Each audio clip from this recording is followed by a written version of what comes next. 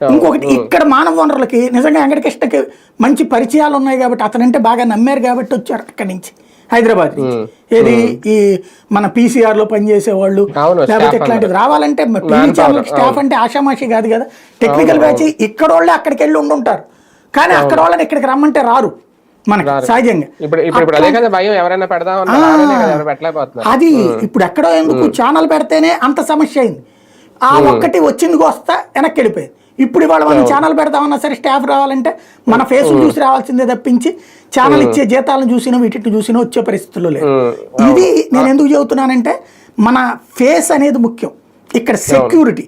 ఇప్పుడు ఇక్కడ పరిశ్రమ పెట్టాలంటే హైదరాబాద్లో నీకు ఆ పెద్ద మహానగరం స్థలం బోల్డ్ అంతా ఇక్కడ కాబట్టి అక్కడ ఆ మూల కాబట్టి ఈ మూల. ఇక్కడ పెట్టాలంటే ఎక్కడ పెట్టాలి? బెజవాడలో పెట్టాలా, గుంటూరులో పెట్టాలా? పెడదాం. పెట్టాలంటే ఎంత ఉంది ఇక్కడ ఎకరం? 10 కోట్లు 20 కోట్లు. ఆ ఉట్టి బెజవాడ గుంటూరు మధ్యలో 10 కోట్లకు తక్కువ లేదు కదా, ఆ పైనే ఉంది కదా ఎకరం.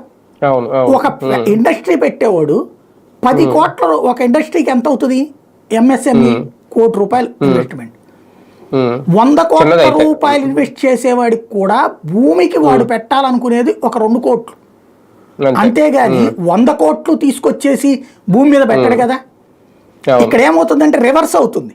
100 కోట్లు తెచ్చినోడు భూమి ఏమో ఇప్పుడు వాడికి ఒక 50 ఎకరాలు కావాలండి ఒక భూమి. బెజవాడలో గుంటూరులో ఎక్కడిస్తారు చెప్పండి?